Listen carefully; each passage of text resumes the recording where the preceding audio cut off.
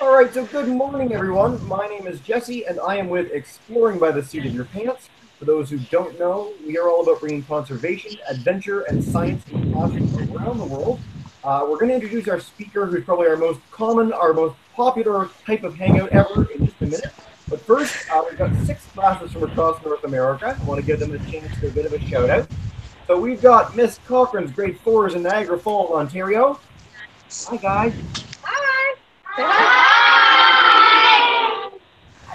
We've got Miss Oster's volume working grade 4s in Thompson, Manitoba. Hi, guys. We've got Miss Little's group, grade 1s in Dutton, Ontario. So they can hear us, they just can't make noise. So hi, guys. We've got Miss Hurley's group, who grade 5s in London, Ontario. Their mic isn't working, their video isn't working, I don't think, but they're there. We appreciate you being here. And then last but not least, Mr. Elsa's class joined us as well. Hi, guys. Just right at the end there. Nice to see you. All right. Of course, the reason you guys are all here today is for our speaker. We are joined live by Teresa at Marathon, Florida at the Turtle Hospital, who for over 30 years has been rescuing, rehabilitating, and re-releasing injured sea turtles all across the coast, and then doing amazing public education and outreach with things like this. Without further ado, Teresa, thank you so much for joining us, and take it away. Hi, guys. So today, we're here with some turtles. So these are actually green sea turtles. And so the green sea turtles get their name not because they're green, because they're brown, but because they're herbivores. They're vegetarian. So in the wild, they eat lots of seagrass and algae. Here, while they're in our care, they get lots of romaine lettuce, kale, green peppers, all sorts of green stuff. But they eat so much green stuff that their fat, their insides, turn green. So it's kind of like you are what you eat. Just be glad. Doesn't work that way for us, because we'd be all kinds of different colors. So the turtles that are right here, these are non-releasable turtles. So turtles that are completely healthy, they just cannot survive on their own anymore in the wild. So they have to stay in captivity. Most of them, it's because they have what we call bubble butt syndrome, which is what happens when after they get hit by a boat, air gets trapped and they get nerve damage, which causes these turtles to float. And so floating in the wild is not normal, because in the wild, they eat at the bottom, they sleep at the bottom, they do everything at the bottom. The only time they're ever up at the surface is to breathe. So if they can't get down to the bottom to eat, they're going to starve. So you cannot release a floating turtle, so they get to stay here. So it's called bubble butt syndrome after this guy. This is Bubble Butt. This is the original Bubble Butt. He is our longest resident. He's been here since 1989. So he's kind of the one that started it all. And he got the name Bubble Butt because his butt floats. And then once we started seeing more and more turtles come in with the same problem, it became Bubble Butt Syndrome. So we're kind of lucky his name wasn't like Bob or something. But to help them out while they're here, because floating is not always comfortable for them, we attach lead weight to the outside of their shell. That's why a lot of these turtles have ovals or circles on their butts, like Sam here. He's got those 2 circles. Those are weights. They're lead weights that we glue to the outside of their shell. So that way, at least here, they can go down to the bottom and go to sleep. But eventually, the weights fall off, which is what happened with Kent here. And so when the weights do fall off, if they're in the wild, they're not going to come back for a checkup, because sea turtles don't really do that. Once you release them, they're gone. So that's why they have to stay even when they have the weights. So just give him about a week or 2, let his shell rest up a little bit, and then we'll reattach the weights, and they'll be okay. But here, it's not the end of the world if they do float, because here, we can feed them up at the top. We're not going to let our turtles starve. We're still going to take care of them, no matter what's wrong with them.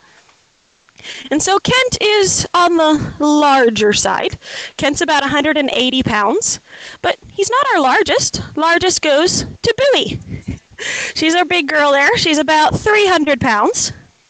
And even as large as she is, she's not fully grown. Sea turtles actually never stop growing. So the older the turtle, the larger they are. And so green sea turtles can get to be up to about 500 pounds. So she's still going to get bigger.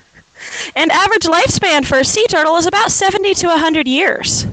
So pretty long time. And so Bowie at about 300 pounds is probably close to 40 to 50 years old. Whereas little Corey, who's only about 45, almost 50 pounds, is closer to maybe like 15 years old. And so that's really how you guesstimate their age, is based off of their size. And so I told you that most of our non-releasable turtles, it's because of bubble butt. Well, we do have one. Oh, come on, guys. He's down there on the bottom. Kent and Emerald and everybody's on top. So down there on the bottom, that is Montel. So he's named after the talk show host because he came in with a lot of drama. So he's been hit by a boat, bit by a shark, entangled in fishing line, and he's had tumors. So Montel is missing half of his right front flipper, all of his left front flipper, his right eye, and his shell is dented on the left side. So he's had a hard life. And so in order to be released, a sea turtle needs at least 3 full functioning flippers, because they do perfectly fine with only 3. But because Montel only has 2.5 flippers and 1 eye, Montel is not very fast anymore. But that's okay. And here he doesn't have to be very fast because he doesn't have to worry about boats or sharks or anything like that. He just has to worry about bumping into some of the other turtles. But sea turtles in the wild are solitary. So they're used to being by themselves. So that's one thing that Finding Nemo got wrong, is that they don't meet their parents. They don't go traveling the currents together. So when they first come in and they're patients, and we do have to keep them by themselves, they're okay with that. And then when they are non-releasable, or when we do put them together, they just ignore each other. They're not mean. They just don't care. So sometimes they'll steal food from each other, knock into each other. They just ignore each other. Some days it's kind of funny to watch, because some days it's like they're playing turtle bumper cars. But they're not mean about it. But they do have their own personalities. Some are a little bit more shy and standoffish. Some are a little bit more curious. Like Kent is very food motivated. So Kent likes people because he likes food. So he tends to always hang out and about. Whereas some turtles just like to take naps. So like Rebel's down there sitting on the bottom because he doesn't really care what's going on until he knows that it's his feeding time. But that's kind of what they do when they want to go to sleep, is they'll kind of go find a good little spot on the bottom and take a nap. And when they are sleeping, they can hold their breath up to about 5 hours. So a lot longer than we can hold our breath. Oop, and Rebel's going to wake up. But Rebel is actually really cool, because Rebel is not a green sea turtle. So he's not like everybody else in here. He is a loggerhead sea turtle. And so the loggerheads get their name because they have the very large head. In the old days, when the ships used to come through the old shipping channels, they'd see these turtles come up for air, and they'd go, "Log ahead," because it looks like a log bobbing up to the surface. But he's a bigger turtle. He's about 250 pounds. He's got bubble butt, which, there's bubble butt again. But I don't know if he's actually going to come up or if he's just changing positions. I don't know. But the loggerheads and the greens are the 2 most common species of sea turtles that we get down here in the Florida Keys. So most of our turtles are one or the other. Oh, he is coming up. He's going to make a splash, because Rebel likes to splash. But that's why they get their name, the loggerheads, because they have that very, very large head. They have that very, very large beak, because loggerheads are carnivores. So they eat crab, lobster, conch, anything with a hard shell. And so they need that large beak in order to bite through any of that. And so while they're here, they'll get lots of squid and fish. The smaller ones will also get shrimp. But Rebel, he really likes mackerel. He really likes all sorts of fish. Okay, but these are our permanent residents. So now we're going to go to the back and meet some of our patients. And currently, our permanent residents are up here. These are what we call our hurricane tanks. So typically, the turtles are only in here when we get a hurricane, which, living in Florida, especially the Keys, we do have to worry about. But that way, they stay protected. But we're currently having some construction on our main turtle pool, which means that the turtles don't get to be in it. So they get to just hang out for a couple weeks until we finish.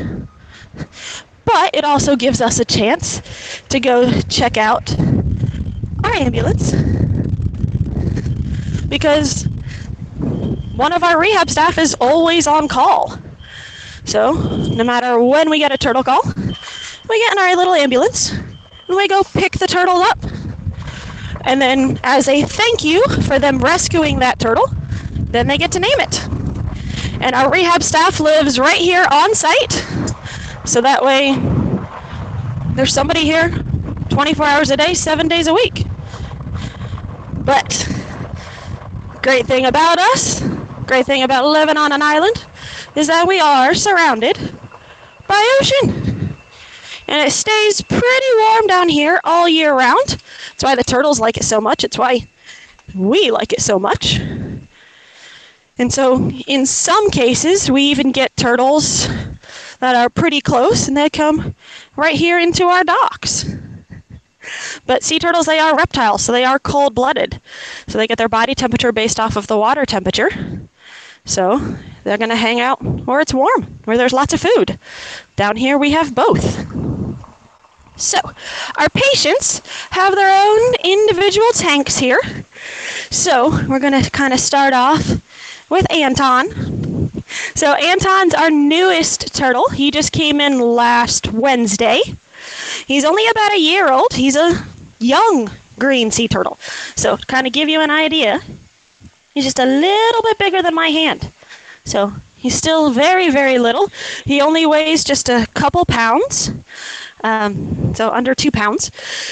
But he ended up with some damage to his right front flipper. It kind of looked like he might have been entangled, but when he came in, the half of his flipper was kind of dying. It didn't look too good, so we actually had to amputate half of that right front flipper.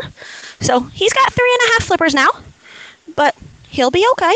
He just has to wait for that to heal, which will take a few months. But then once it is healed, then he can go home. He'll always look a little bit funny because he will have only 3.5 flippers. But think of a 3-legged dog. They may look funny, but they can still do everything normal. It's not going to slow them down at all.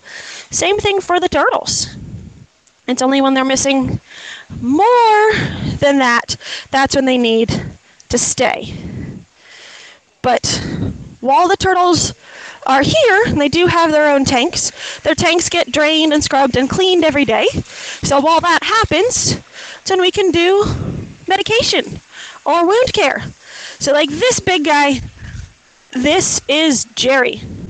So he's about 180-pound green sea turtle. So Jerry's a big guy. But it's time for her medications. She came in about a month and a half ago. She was found floating. She does have an old boat strike wound to the back of her shell, but that's all completely healed. But she's also kind of gassy and ended up with a few little sores up around her head. So we're kind of working on her. So she's currently getting some fluids right there. Depending on the type of medications, depends on where it needs to go. So sometimes we can just do a shot. Sometimes it actually has to be IV and actually go into the vein. But most of the time, the fluids that we give just need to go underneath the skin. So just subcutaneous. So she'll be out for about 20 minutes, 30 minutes maybe. Time for the fluids to kind of finish their job. And that gives us time to clean her tank. And a little bit of time out of the water is no big deal. They do that to themselves when they nest. If it's going to be more than a couple hours, say for a long surgery day or a transport day, then we'll rub them down with Vaseline. So that way, even though they're out of the water, they're not going to get dehydrated or dried out. But each turtle's just a little bit different because each turtle has different things wrong with them. Most of the time, it's pretty normal things that we see. But like this one, this is Shamar, about 110-pound loggerhead.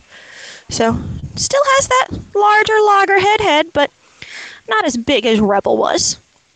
But Shamar came in about 2 weeks ago. Was found floating, so we knew something was wrong. Typically with loggerheads, when they're floating like that, it's because they're eating something they weren't supposed to, and they're constipated. So we're like, okay, just another constipated loggerhead. So that's normal. We brought him in, we did x-rays. He ended up with something, kind of popped up weird on the x-rays. Kind of looked like an eel. It looked like it had a backbone, looked like it had a mouth. We're like, no, like that's not possible. Like, why would a turtle have an eel? So we did an endoscopy. We stuck a camera inside, see what we could see. We didn't see anything. There was just a lot of like an abscess material. So we're like, okay, it's not an eel, it's just a very large infection. So went to do surgery to clean out a lot of that infection. Started pulling out the infection, and boom, we ended up with an eel. An almost 2 foot long eel. So Shamar is now feeling a lot better. Still has a long way to go, because you wouldn't be feeling too good if you had a 2 foot long eel inside of you. But now it's not in. Now he's finally starting to eat. But it kind of looked like he had somehow managed to eat the eel. Not really sure how, and how he managed to not break it up into smaller pieces. But there was a little hole in his intestines where it looked like the eel could have possibly gotten out, or bit his way out. So we're allowing all of that to heal, but he still has a pretty massive infection, because who knows how long that eel has been inside of him. So still on very strong antibiotics, on fluids, on meds, so still need to be here at least a few months. But now at least he's got a much better chance. And that's a very, very good thing. But you never know what the turtles are going to come in with. And sometimes it's not just one problem that they have. Sometimes they have multiple problems. So like this is Alex. So he's a smaller green sea turtle. He's only about 15 pounds. He came in because he has tumors. So it's something that the green sea turtles get. It's caused by a virus called fibropapilloma. We call it FP for short. So that's why he's got little growths on top of his eyes and all around his flippers. So kind of hard for him to see right now. But he was also hit by a boat, so he's got cracks down his back, and he's also missing half of his right rear flipper. So Alex is just a mess. So we're kind of just taking it slow, because we don't want to stress him out too much.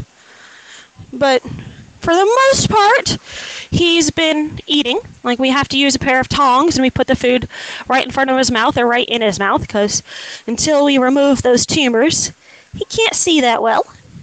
But our goal for right now is just to get him strong enough, so that way we can start doing surgery and start removing some of those tumors.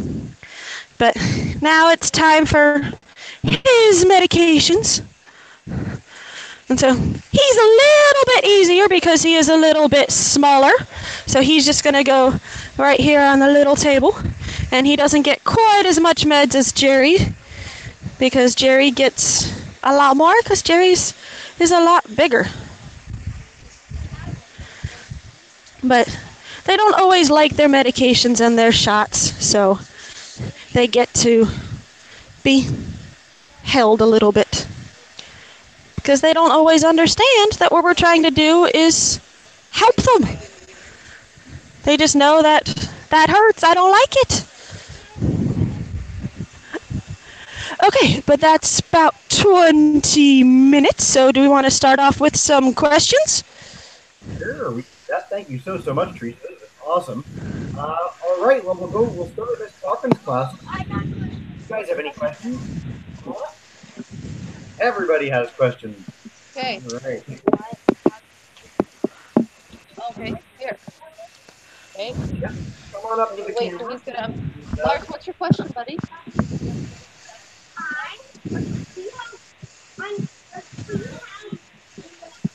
Oh. Probably not gonna ask him. Okay, yeah? What do you think? Yeah. So Miss Cochran, guys, you guys have a question, or Yeah? come on up when you're ready. Hey, come on up if you're ready for a question, James. Stand here. He will unmute it for us. Okay. Yeah, you're already unmuted. You're good. Okay, go ahead. How do the flippers get cut off? How do the flippers get cut off?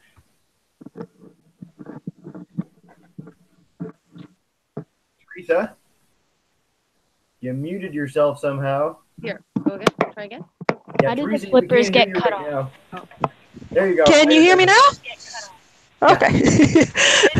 Okay, so it depends. So like for little Anton here, it looked like he had been entangled, possibly in like fishing line, but it had kind of cut into his flipper and actually broken the joint in the middle there. So there wasn't really enough for us to save. We had to do surgery, which is always very interesting on these little guys. So we put him to sleep, so that way he wasn't going to feel it.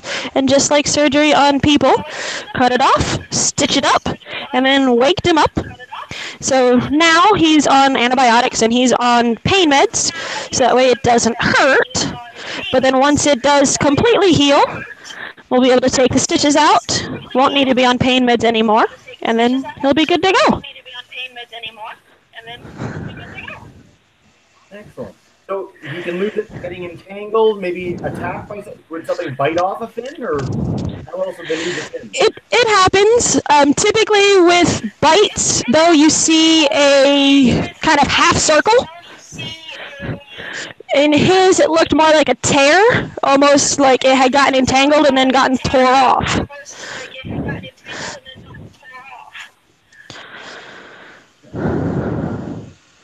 All right, our second question is from Caitlin in Miss Rooney's class, who wants to ask, how is the oldest turtle you have? Like, how old is it? And what is it? Well, that was Bowie, the big girl up in the top tanks. That was 300 pounds, so probably about 40 to 50 years old. How long can they live, you know? Average lifespan's about 70 to 100 years.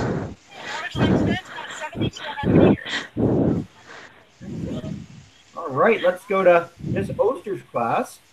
You guys have a question? Come on up.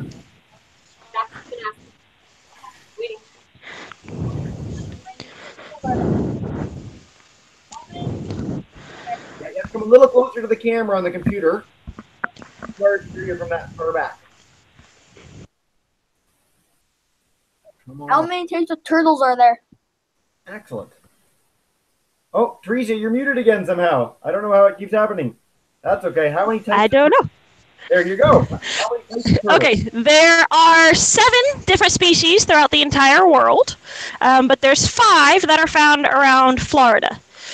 So the So far today, you've met the loggerheads and the greens, because that's what's most commonly that we get here. Then also around Florida are the hawksbill, the chemstridley, and the leatherbacks. But they're a little bit more rare. We don't see them quite as often. And then the other two species in the world are the olive ridleys, which are over in the Pacific Ocean, and then the Australian flatbacks, which are over near Australia. Nice. All right. Before we get to Miss Lumley's class, I just want to say to Miss Little's class that you can just write a question in the chat bar top left. So just everybody do that, and we'll take your question in just a second. Can you hear us? Yes, I can. Okay, yay! It's working now, so we don't need to type it. We'll just wait. Okay, so you go right ahead then. Go for it. Okay. Question. Over here, Leah, to the microphone. Is that a Band-Aid on the turtle? Not quite a Band-Aid. Band-Aids don't work out too well in salt water. So it's stitched, and then it's a special cream, sort of like a liquid Band-Aid, to help seal it, to make sure there's no bacteria or anything, infection that's going to get inside. And it also gives it a time to heal and make sure that he's not going to rub it up against something and open it back up. Because just like wound care in people, it gets cleaned out and rebandaged kind of every day. All right, now let's go to Miss Lumley's class. Who, again, we're having muting weird issues today. You guys are muted, but I can't unmute you. So if you go to the top of your screen, little microphone symbol, that should do it, and you should be able to ask your question once you do that. So take a second. Sorry for the trouble. In worst case, you can type it in. Oh. Again, in Are we good? Oh, you have it. Yep, you're good. And then you muted it again. Now you're good. No, now you're not good. One more time. Press whatever you were pressing one more time. And then you'll be good. All right. Or we can come back in a second. What schooling do you need to work at a turtle hospital?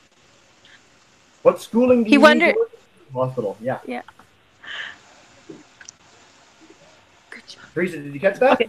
Not quite. Oh, so what schooling do you need? What kind of background do you need to work at a turtle hospital? Well, all of us that work here have something science related in our backgrounds, whether it's a degree in biology, environmental science, marine biology.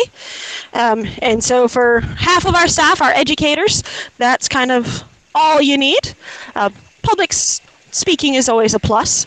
But then our rehab staff, all of our lovely people that take care of all of our turtles, they're kind of like the turtle nurses. So they also need some previous turtle experience. So previous job, internship, volunteer, something. Because they don't exactly teach sea turtle rehab in school. So it's a lot of on-the-job training. And even sometimes when you have turtles like Shamar that end up with an eel and something that we haven't seen before, it's kind of learning as you go. But at this point, we've been doing this for about 30 years, so there's not much we haven't seen before. All right, so let's go to Mr. Elsa's class at Grade 6's Burlington, Ontario. You guys just need to de-mute your mic. Just top of your screen, microphone symbol, and then you're good. You're good. What's the worst thing that's ever happened to a turtle? It kind of depends. Because we do get some turtles that do get some pretty massive boat strikes. But a lot of times the worst injuries are the turtles like Alex, so the one that they're giving meds to right now still, where it's not just one problem that we have to try to fix. It's the multiple problems. But he's here now. Now at least he's got a much better chance. But even like with those boat strikes, even once they heal, they never fully regenerate, so they'll always have a scar. So like Brianna here, she's one of our loggerheads who was hit by a boat, but she's got a pretty nice crack down her back, which it's, at this point, it's all healed. We're putting weights back on her right now. That's why she's in the smaller tank. But she'll always have a scar because that shell is bone. So it does heal. It just will never fully regenerate. So when that was fresh, that was a pretty massive boat strike because it left a pretty massive scar. But scars are part of growing up. They are. Is the weirdest thing you feel though? Like that's the weirdest thing I've heard in over 20 of these hangouts. So is that the strangest thing you've ever come across? Yeah, the eel is pretty strange. Well, because like at this point you see many of the same things, like to different severities, but you see the boat strikes, you see the entanglements, the ones that they've eaten trash, which that one's sometimes interesting depending on what they've eaten. But it's not very often that we see turtles that have animals inside of them. And it'd be different if it was like a crab, but no, this was an eel. So yeah, that was very, very strange. Let's go back to Miss Cochran's class. Okay, here, Daniel. How long do they how long do you go looking for sea turtles? I'm sorry, say that again? How long do you go looking for sea turtles? Well, we don't typically go out looking for them. Typically, it's boaters and fishermen, people that are already out there on the water, that they see these turtles that don't look quite right. So then they call us. And then that's when our rehab staff will go get the turtle. But the Florida Keys is a little bit more than 100 miles long. So that's a lot of ocean that we would have to patrol. But there's already lots of people out there, lots of people willing and able to keep an eye out. So that way they just all keep their eyes open and just call us when there's a problem. Right. All right. Let's go to Miss Oscar's class again. Hi, guys.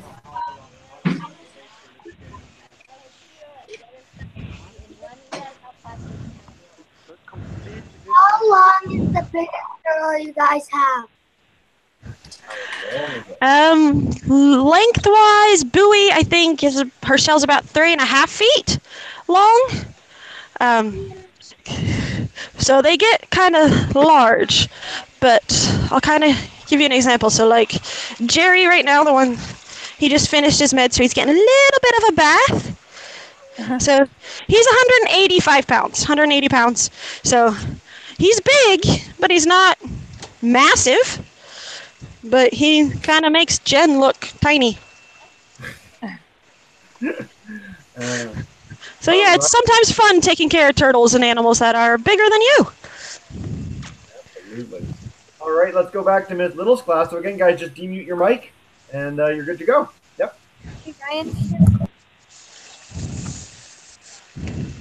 Oh, you're muted again. Going to press it for once, I promise.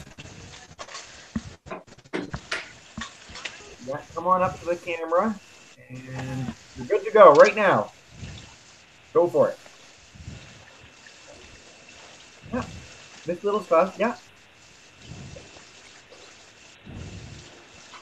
Okay, we'll come back to you guys in a second then. So yeah, guys, you're good. Go for it now.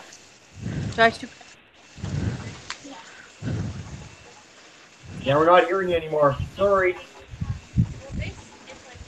The party ended. So yeah, just type in a question, guys. I'm perfectly fine. We'll come back to you in 2 seconds. Miss Hurley's class wants to ask, Brianna wants to ask if they operate on the shell or they go underneath it. Do you guys cut through the shell to operate or go through some other way? Well, because that shell is bone, you really can't just cut into it. So a lot of the internal surgeries that we do are very limited. So like for Shamar here with the eel, we kind of flipped him on his back, and around their rear flippers, they have a large fleshy area. So that's where we kind of went in, was near the rear flipper. Okay. Great question. Next question. So Miss Little's class typed one in, which is, how do baby turtles get out of mommy's tummy? How do they have babies? Well, sea turtles actually lay eggs, which I do have a couple babies here right now because it is nesting season right now. It's coming up on the end of it. Nesting season in Florida runs from May 1st to October 31st. Typically takes about 50 to 60 days for the eggs to hatch. And the mama turtle comes up in the middle of the night, lays the eggs. Each nest has about 100 eggs. After about 40 to 50 days, they hatch out and they swim to the ocean, or they crawl to the ocean and swim offshore. So kind of course, they're both hanging out at the back. So that's little baby loggerheads. We've got 2 of them. See if I can get them. These guys are only about a week old. Let's see. Can I grab you? I can. Okay. So, little itty bitty guy. And so we get the babies when they don't quite make it to the ocean by themselves. So sometimes they'll get stuck at the bottom of their nest, or they get distracted by light, so they walk towards the land instead of towards the water. So that's how we got these 2. They were found by the volunteers. They went out to go dig up the nest after it hatched to make it an idea of how many made it out. So they found these 2 little stragglers. So they're going to stay with us for about a month or so. Give them a chance to start eating on their own, get a little bit stronger, because they're not sick. They're just weak and exhausted. And then once they do get strong enough, they're going to get a nice little boat ride offshore. Because if they were in the wild right now, they should be offshore in the floating sargassum seaweed. Because that's where they spend the first few years of their life, is out there in the seaweed. That's why it has some seaweed in here. But that's kind of what they do when they're babies. They just kind of tuck their flippers on top of their back and underneath, because they can't pull their heads and the flippers inside their shell like a box turtle can. So that way, they can just kind of float in among the seaweed. And they're kind of the same color as the seaweed, so it's pretty good camouflage. But if you're a shark or a fish cruising around looking for a turtle to eat, he doesn't look like a turtle. He just looks like another blob of seaweed. And then once they get bigger, then their size becomes a deterrent, and then they don't need to be quite as protective anymore. Beautiful little animal. All right, we will end off with one last question from Mr. Elsa's class. Again, guys, your mic, and wrap us up.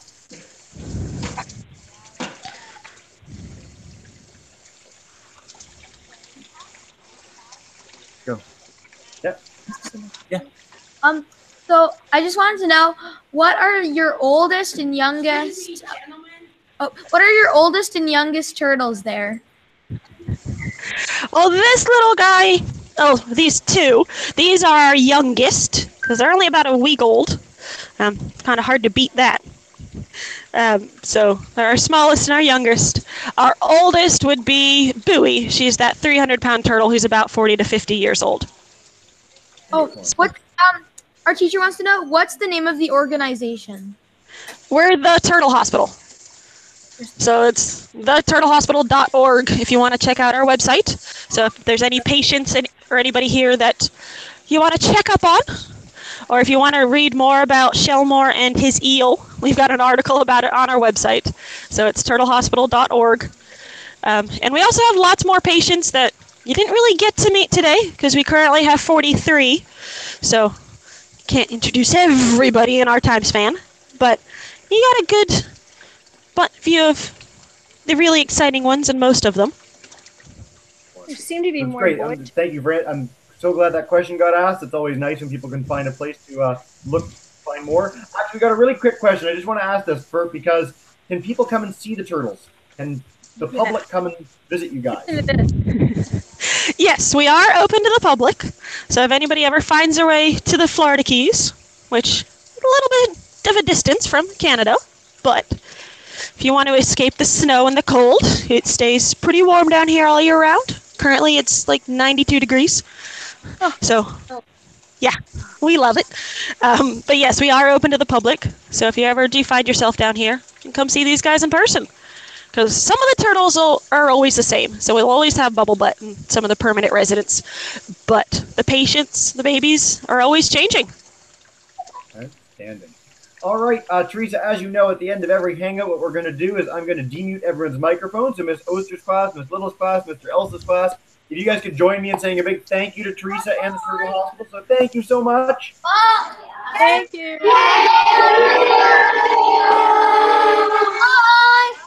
Awesome. Teresa, that was great as always. We always love having you. We look forward to seeing you again soon, and keep up the wonderful work.